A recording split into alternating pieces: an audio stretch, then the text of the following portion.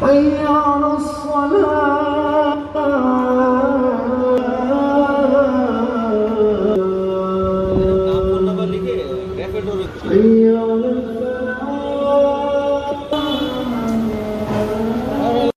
একদমই জুম্মার পরপর, জুম্মার নামাজের পরপরই, তাই একদম ফাঁকা ছিল। আর ফাঁকা যেখানে সেখানে আমি তো ফাঁকা জায়গায় ফাঁকা গোল দেওয়ার জন্য একদমই স্টেজে উঠে পড়লাম আমি।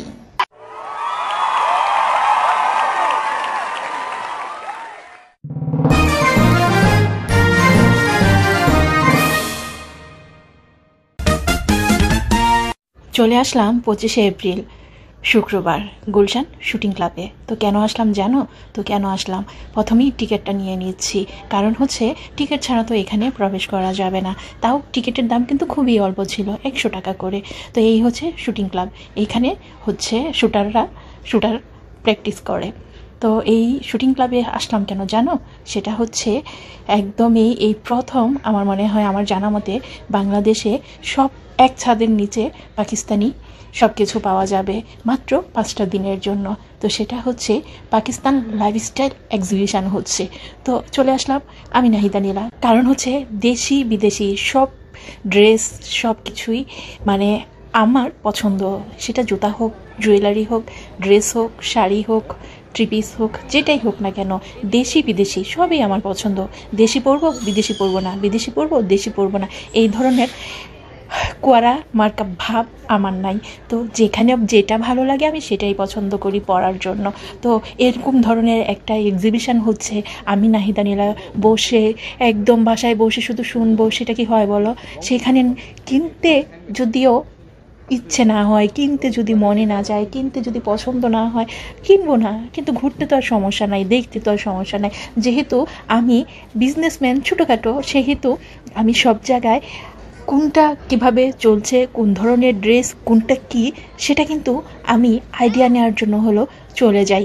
যেখানেই শুনি কোনো প্রকারের ড্রেস অথবা হচ্ছে কোনো জুয়েলারি অথবা কোনো মানে ড্রেসই বলবো আমি, শাড়ি, সালোয়ার কামিজ, টপস, এগুলোর এক্সিবিশন হচ্ছে, সেখানে কিন্তু আমার যেতেই হবে যদি আমি শুনি, সেটা যদি সময় থাকে।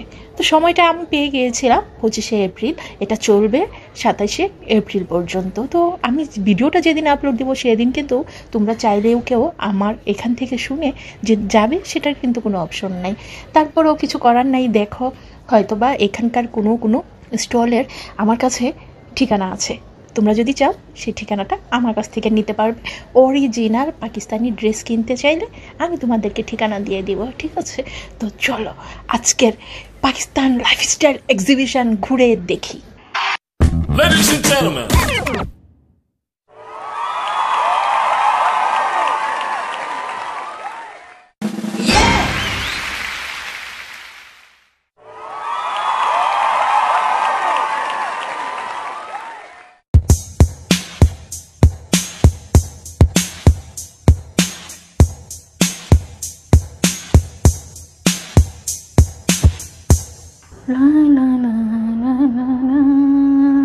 ঘোরাঘুরি সব শেষ, যা যা কেনাকাটা করার ছোটোখাটো জিনিস তাহা হচ্ছে কিনে নিয়েছি।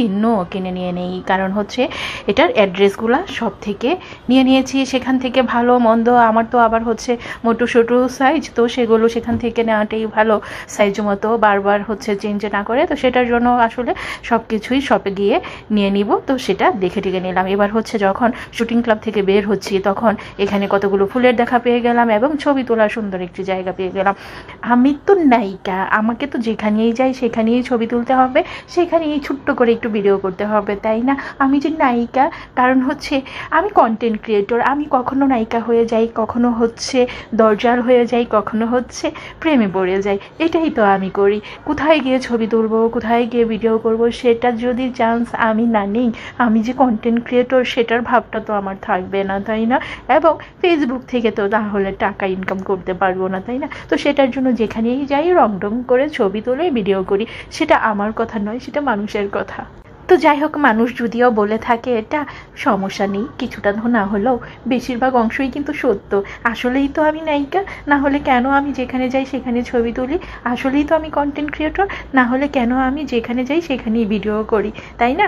তো সেটা আসলে আমি তোমাদের জন্যই করি। তো সব কিছু আসলে আমি তোমাদের সঙ্গে শেয়ার করতে ভালোবাসি। আমি কি করছি, আমার লাইফে কি ঘটছে, সব কিছুই মোটামুটি যতটুকু পসিবল হয় ততটুকু আমি শেয়ার করার পছন্দ করি। তো আজকের এই দিনটি আমি তোমাদের সঙ্গে শেয়ার করে আমার ভালো লেগেছে। তোমাদের যদি ভালো লেগে থাকে তাহলে কিন্তু লাইক, কমেন্ট, ভালোবাসা এবং শেয়ার করতে একটু ভুলবে না, ভরপুর ভালোবাসা দিবে।